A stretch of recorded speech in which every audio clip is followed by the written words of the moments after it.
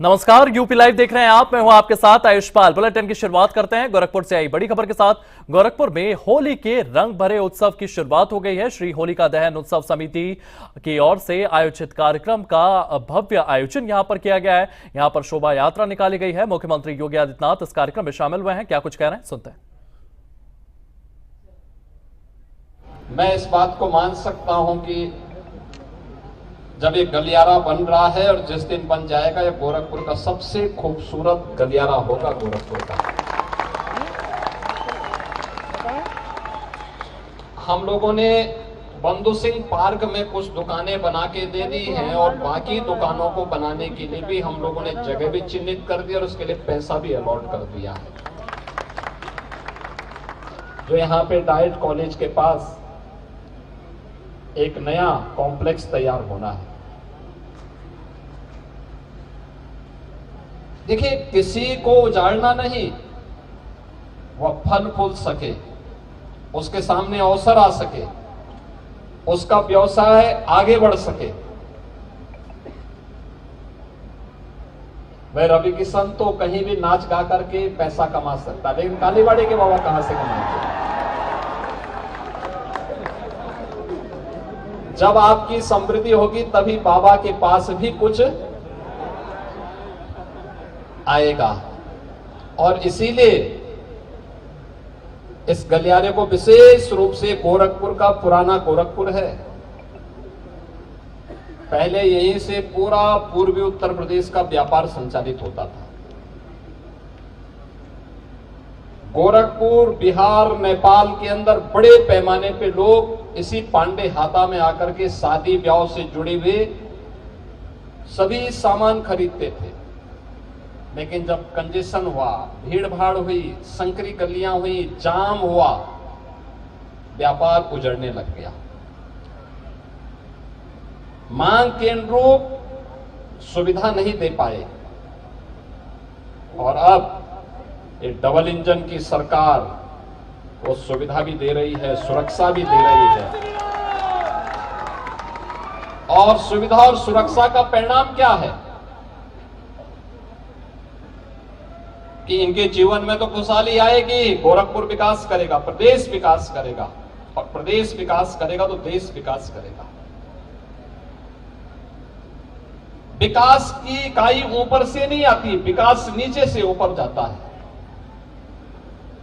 सरकार योजना बना सकती है। और मैं धन्यवाद दूंगा विरासत गलियारे से जुड़े हुए सभी व्यापारियों को,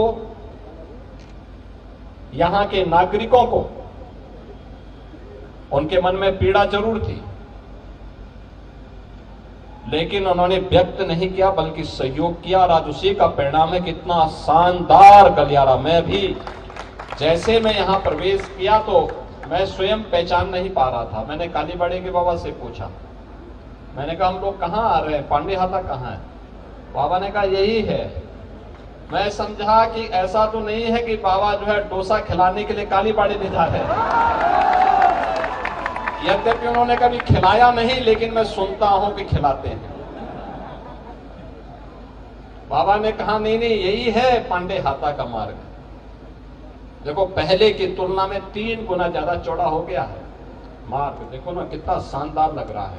और अभी यहाँ पे फसाड भी कायदे से आ जाएगा ना, एक जैसा कलर, एक जैसी डिजाइन के साथ। ये गोरखपुर ही नहीं, प्रदेश का सबसे शानदार गलियारा हो जाएगा।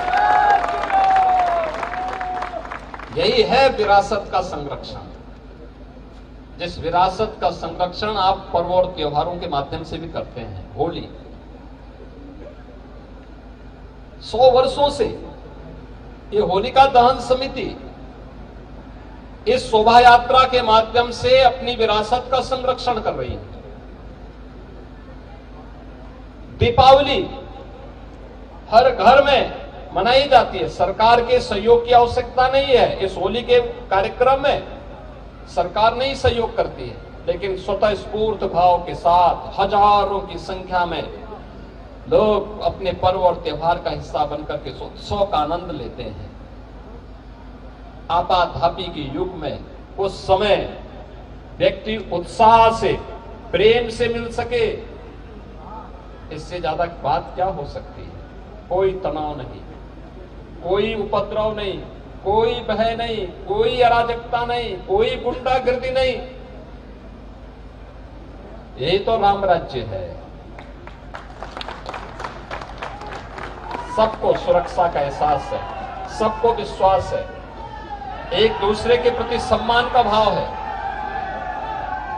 और यही राम राज्य की अवधारणा है। और प्रधानमंत्री जी इसी बात को लेकर कहते हैं कि जब इस प्रकार की स्थिति आएगी तो भारत को विकसित भारत और आत्मनिर्भर भारत बनने में कोई देर नहीं लगने वाली। और यही स्थिति पैदा करने के लिए ये कार्य चलता है। बहुत शीघ्र ये कार्य जब होगा तो आप देखना, शानदार गलियारा जो भी जाएगा गौरव की अनुभूति करेगा। यहां का व्यवसाय फिर से पनपेगा। कुछ लोगों के वहीं पे प्रतिष्ठान दुकानें आ गई, लेकिन कुछ लोगों को जहां पर वहां जगह कम हो गई थी, नहीं मिल पाया, बंधु सिंह पार्क में और यहां पे नॉर्मल में जो हम लोग कॉम्प्लेक्स बनाने जा रहे हैं, यहां पे उनको भी दुकानें उपलब्ध करवाएंगे। और मैंने ये भी कहा, मैंने कभी दुकान का किराया इतना रखना कि हर व्यापारी उसको वहन कर सके। बहुत ज्यादा किराया भी मत देना। ऐसा नहीं कि लोग ज्यादा आवेदन करते हैं तो उसमें कालीबाड़ी के बाबा की तरह रेट बढ़ते जाए। रेट बढ़ाना मत उसमें। और इसीलिए अच्छे ढंग से कार्यक्रम हमारे हों। होली का ये त्योहार हम सबको इस बात का एहसास करा रहा है। ये पर्व और त्योहार हमें तब आनंद का अवसर देते हैं।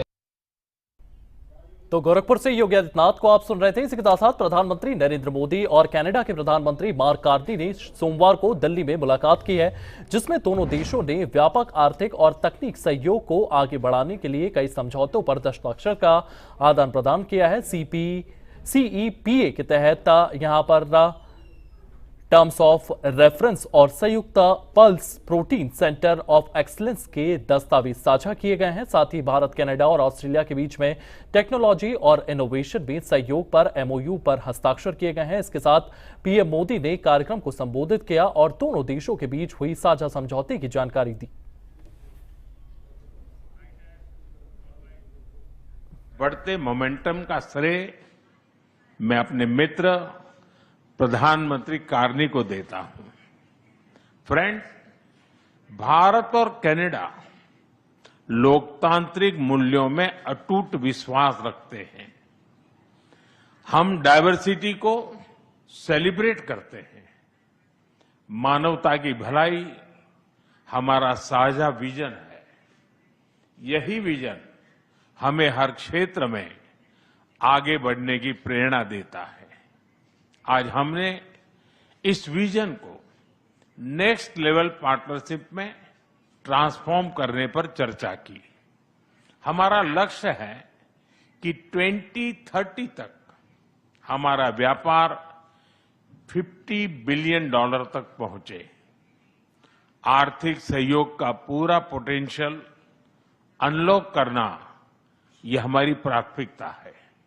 इसलिए हमने कॉम्प्रिहेंसिव इकोनॉमिक पार्टनरशिप एग्रीमेंट को जल्द ही फाइनलाइज करने का निर्णय लिया है। इससे दोनों देशों में निवेश और रोजगार के नए अवसर बनेंगे। कनाडा के पेंशन फंड्स ने भारत में $100 बिलियन का निवेश किया है। यह भारत की ग्रोथ स्टोरी में उनके गहरे विश्वास का प्रतीक है। आज हमें दोनों देशों के बिजनेस लीडर से भी मिलेंगे। उनके सुझाव हमारी आर्थिक साझेदारी। वहीं वाराणसी में मुख्यमंत्री योगी आदित्यनाथ ने 2 दिवसीय दौरे के दौरान महत्वपूर्ण गतिविधियां की हैं। आपको बता दें, उन्होंने श्री काल भैरव मंदिर और श्री काशी विश्वनाथ मंदिर में विधिवत पूजा अर्चना की तथा प्रदेश की खुशहाली और विकास की कामना की। इसके बाद मुख्यमंत्री ने सिंथेटिक हॉकी टर्फ मैदान के विकास कार्यों का स्थलीय निरीक्षण किया।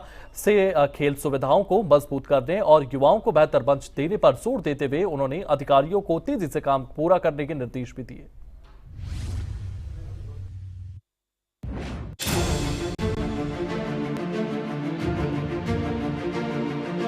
वाराणसी पहुंचे मुख्यमंत्री योगी आदित्यनाथ ने पहले श्री काल भैरव मंदिर में काशी कोतवाल का दर्शन पूजन किया। इसके बाद श्री काशी विश्वनाथ धाम पहुंचकर बाबा विश्वनाथ का अभिषेक किया और प्रदेश की तरक्की के लिए प्रार्थना की। मंदिर परिसर में बच्चों से संवाद कर रहे चॉकलेट भी बांटी। ये दौरा आध्यात्मिक और विकास दोनों का संगम रहा। निरीक्षण के दौरान मुख्यमंत्री ने सिंथेटिक हॉकी टर्फ मैदान के विकास कार्यों का जायजा लिया। उन्होंने कहा कि खेल इंफ्रास्ट्रक्चर को मजबूत करना युवाओं के लिए जरूरी है। अधिकारियों को निर्देश दिए कि कार्य समयबद्ध तरीके से पूरा हो, गुणवत्ता पर कोई समझौता न हो। वाराणसी में खेल सुविधाओं का विस्तार यूपी सरकार की प्राथमिकता है। 2 दिवसीय दौरे में सीएम योगी ने सर्किट हाउस में विकास परियोजनाओं की समीक्षा बैठक भी की। कानून व्यवस्था, पर्यावरण संरक्षण और अन्य योजनाओं पर फोकस रहा। काशी विश्वनाथ मंदिर में श्रद्धालुओं से किसी तरह का दुर्व्यवहार न हो, इस पर भी सख्त हिदायत दी गई। मुख्यमंत्री का ये दौरा काशी की आस्था, विकास और खेल को बढ़ावा देने का प्रतीक है। सिंथेटिक टर्फ जैसे प्रोजेक्ट से वाराणसी खेलों के मैदान में भी आगे बढ़ेगी। वाराणसी में मुख्यमंत्री योगी आदित्यनाथ का दौरा आस्था और विकास का महासंगम बन चुका है। काल भैरव और काशी विश्वनाथ के दर्शन से आशीर्वाद, सिंथेटिक हॉकी टर्फ निरीक्षण से खेलों को नई ऊर्जा। प्रदेश का विकास तेजी से जारी रहेगा। ब्यूरो रिपोर्ट, सूर्य समाचार। इस बीच लखनऊ से एक और बड़ी खबर सामने आई है, जहां पर मुख्यमंत्री योगी के निर्देश का असर दिख रहा है। राजस्व मामलों के निस्तारण में लखनऊ अव्वल आया है। जनपदीय न्यायालयों में जौनपुर ने बाजी मारी है। प्रदेश में मामलों के निस्तारण में खासा सुधार देखने को मिला है। कुल राजस्व मामलों के निस्तारण में प्रयागराज दूसरे स्थान पर है, आजमगढ़ तीसरे और जौनपुर चौथे स्थान पर रहा।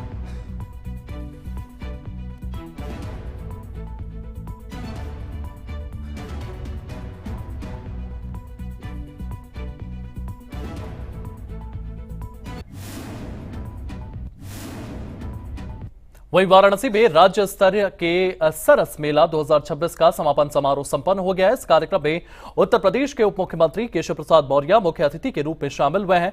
महिला स्व सहायता समूहों के हस्तशिल्प, इसी के साथ स्वादिष्ट व्यंजन और परंपरागत उत्सव से मेले को सजाया गया है। उत्पादों को मेले में लाया गया है। इन उत्पादों से मेले को सजाया गया है। वहीं अगर बात करें तो ग्रामीण महिलाओं के हुनर और सशक्तिकरण का अद्भुत प्रदर्शन यहां पर देखने को मिला है। समापन में डिप्टी सीएम ने महिलाओं को प्रेरित किया और लखपति दीदी जैसी योजनाओं से जुड़ने का आह्वान किया।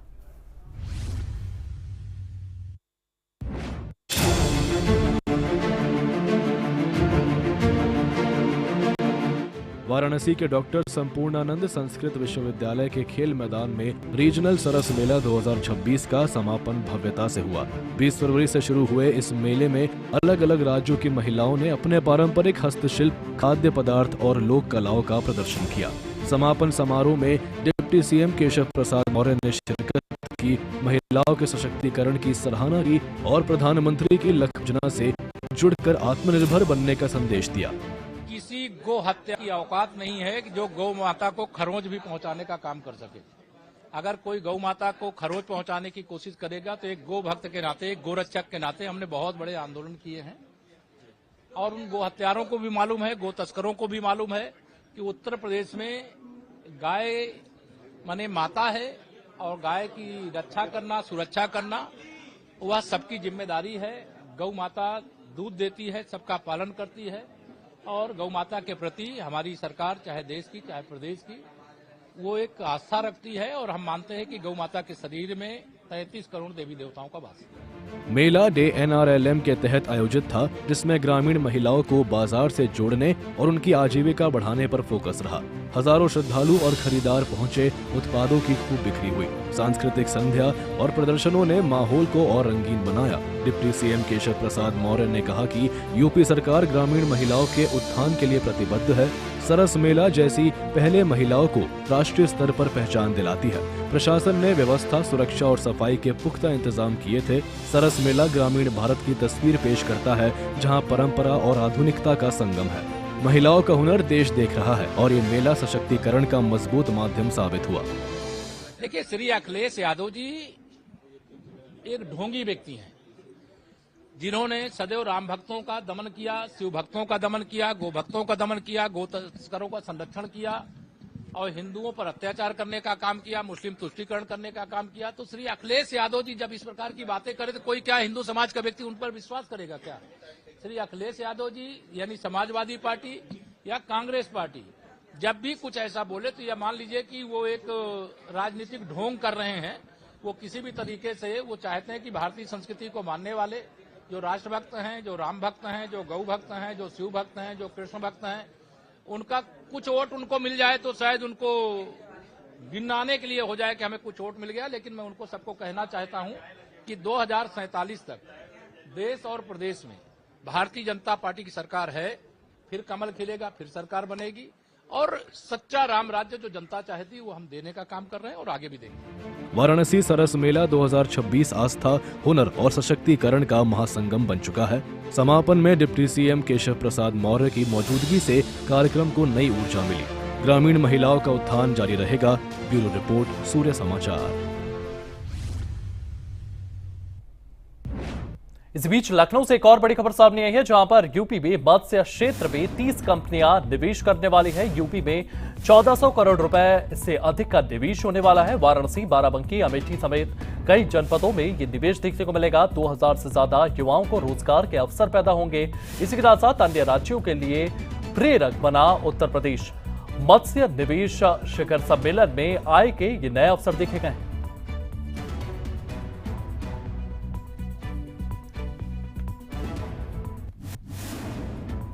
वहीं संभल में होली समारोह से पहले पुलिस ने फ्लैग मार्च निकाला है। संवेदनशील इलाकों में पुलिस के साथ साथ तमाम टीमों के जवानों ने पैदल मार्च कर सुरक्षा व्यवस्था का जायजा लिया है। वहीं अगर बात करें तो एसपी ने निरीक्षण किया है। 500 से अधिक लोगों पर पाबंदी लगाई गई है।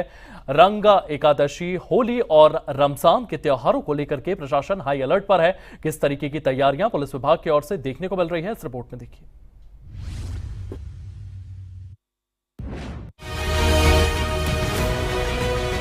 संभल में होली और आगामी त्योहारों को शांतिपूर्ण बनाने के लिए पुलिस प्रशासन पूरी तरह मुस्तैद है। संवेदनशील इलाकों में पुलिस, आरआरएफ और पीएसी के जवानों ने फ्लैग मार्च निकाला। डीएम ने विभिन्न क्षेत्रों का निरीक्षण किया और शांति व्यवस्था सुनिश्चित करने के निर्देश दिए। शहर में पैदल मार्च से लोगों को सुरक्षा का भरोसा मिला। हमारे कुल 1215 होलिका दहन स्थल है। 64 स्थानों पर मेले और जुलूस होंगे। 38 हमारी पीस कमेटी की बैठकें हो चुकी है। 27 क्यूआरटी टीम का गठन किया है। पूरे क्षेत्र को 3 जोन में विभाजित किया है। सभी थानों पर और थाने के अतिरिक्त 19 मजिस्ट्रेट लगाए गए हैं और सब लोग अपने अपने क्षेत्रों में फ्लैग मार्च कर रहे हैं। आज एक हमारा कलेक्टिव सभी का फ्लैग मार्च है, तो सभी में आत्मविश्वास, सुरक्षा और सौहार्द की भावना आपस में बनी रहे, इसीलिए इस फ्लैग मार्च को निकालते हैं। होली के मद्देनजर जिले में 1215 से अधिक होलिका दहन स्थल चिन्हित किए गए हैं, जबकि 64 जुलूस निकलने वाले हैं। 500 से ज्यादा लोगों पर धारा 163 बीएनएस के तहत पाबंदी लगाई गई है। प्रशासन ने पीस कमेटी मीटिंग्स की, ड्रोन और सीसीटीवी से निगरानी बढ़ाई है। कोई भी उकसावे वाली हरकत बर्दाश्त नहीं की जाएगी। जनपद संभल में डीएम साहब के और मेरे द्वारा होली के दहन से पूर्व लोगों में सुरक्षा व्यवस्था के बारे में और ज्यादा संजीदगी को प्रदर्शित करते हुए एक फ्लैग मार्च है। इसका आयोजन आज किया जा रहा है वर्तमान में। इसमें कुल 3 कंपनी पीएसी, 200 रिक्रूट कांस्टेबल्स और जनपद के थानों की जितनी फोर्स है उनको होली के लिए डिप्लॉय किया गया है। उसके साथ साथ हम लोग प्रयास कर रहे हैं कि ड्रोन और किस तरीके से जितने भी जुलूस हैं उनको बॉक्स फॉर्मेशन में ही निकलवाया जाए। कुल 1215 जगह पे होली का दहन है। संभल में पिछले घटनाक्रमों के बाद प्रशासन अति सतर्क है। फ्लैग मार्च से संदेश साफ है, त्योहार भाईचारे और खुशी के साथ मनाए जाएंगे। पुलिस ने अपील की कि सभी मिलकर शांति बनाए रखें। रंगों की होली बिना किसी विवाद के खेली जाए। होली आस्था और उल्लास का त्योहार है। संभल में पुलिस की ये तैयारी सुनिश्चित करेगी कि हर कोई सुरक्षित और खुशी से होली मना सके। जनपद संभल में 64 जुलूस हैं। वो कई जुलूस जिनमें 4 से 5 किलोमीटर लंबा रूट है। परंपरागत तरीके से जुलूस निकाले जाते रहे हैं, इस बार भी परंपरागत तरीके से ही निकाले जाएंगे। इनके लिए सुरक्षा व्यवस्था चाक चौबंद की गई है। बॉक्स फॉर्मेशन में, ड्रोन की निगरानी में और इंटीग्रेटेड कमांड कंट्रोल सेंटर से देखते हुए इन सब जुलूस को निकाला जाएगा।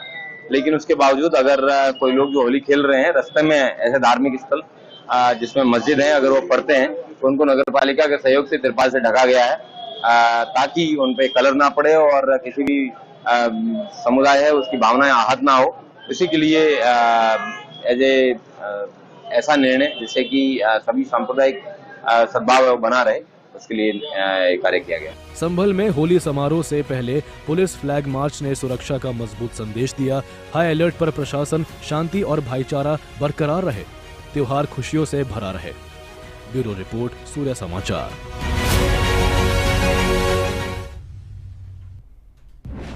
वहीं बहराइच से अगली खबर सामने आई है, जहां पर आगामी त्योहारों को लेकर के प्रशासन अलर्ट मोड पर नजर आया है। जिले में आईजी देवी पाटन मंडल अमित त्रिपाठी छावनी चौराहे से घंटाघर तक पैदल गश्त की है। एसपी RN सही एसपी सिटी भी यहां पर शांतिपूर्ण ढंग से मार्च करते हुए नजर आए हैं। त्योहारों को शांतिपूर्वक मनाया जाए, इसके लिए पुलिस विभाग की तमाम तैयारियां देखने को मिल रही है।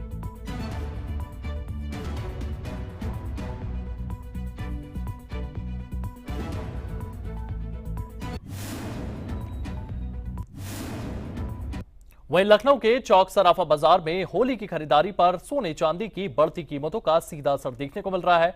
रिकॉर्ड स्तर पर पहुंचे दामों से ग्राहक सतर्क हैं। किस तरीके के दाम देखने को मिल रहे हैं और ग्राहकों का इसको लेकर के क्या कुछ कहना है, इस रिपोर्ट में देखिए।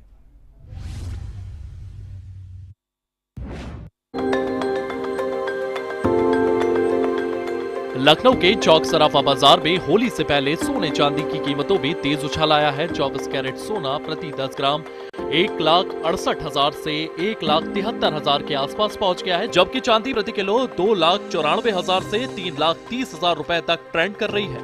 ये बढ़ोतरी मुख्य रूप से वैश्विक तनाव, सेफ हेवन डिमांड और डॉलर की मजबूती से आई है। बाजार में ग्राहकों की आवाजाही बढ़ी है, लेकिन हाई प्राइस देख कई लोग सिर्फ चांदी की छोटी आइटम्स ही खरीद रहे हैं। मैं यहाँ पे गोल्ड का सामान लेने आई थी, बट भैया की वजह से पता चला कि मतलब युद्ध की वजह से सोना चांदी बहुत ही महंगा हो गया है, तो मैंने मतलब 1 ग्राम गोल्ड लेने का सोचा है। ये भी बहुत ही अच्छा लग रहा है। सर देखा तो लेने तो हम गोल्ड का ही आए थे, बट यहाँ पे आके ऐसा लग रहा है कि रेट कुछ ज्यादा ही आउट ऑफ बजट जा रहा है। तो हमने ये देखा है चांदी का है जिसपे गोल्ड की पॉलिश है, जो एकदम गोल्ड जैसा दिखता है, इसलिए तो हमने सोचा कि अब थोड़ा सा फ्लिप करते हैं और जो सोने जैसा दिखता है वैसा चांदी में ले। फिलहाल हमारे तो बजट में नहीं आ रहा है कि हम गोल्ड का इतना हैवी सेट ले सकें, तो अभी हमने फ्लिप किया है। अभी हमको चाहिए चांदी का सेट जो गोल्ड जैसा दिखता हो, इसलिए हमने चांदी पे अपने आप को फॉरवर्ड किया क्योंकि आउट ऑफ बजट हो रहा था गोल्ड। व्यापारियों के अनुसार होली के शगुन में सोने चांदी का महत्व है, लेकिन महंगाई से लोग सावधानी बरत रहे हैं। अमीनाबाद, हजरतगंज जैसे अन्य बाजारों में भी यही हाल है। कुछ निवेशक सोने को सुरक्षित ऑप्शन मानकर खरीद रहे हैं, लेकिन आम खरीदार छोटे लॉकेट, चेन या सिर्फ सिक्के पर फोकस कर रहे हैं। विशेषज्ञ सलाह देते हैं विश्वसनीय दुकानों से ही खरीदारी, BIS हॉलमार्क चेक करें। चलिए फिलहाल यूपी लाइव में इतना ही। आप बने रहिए सूर्य समाचार के साथ।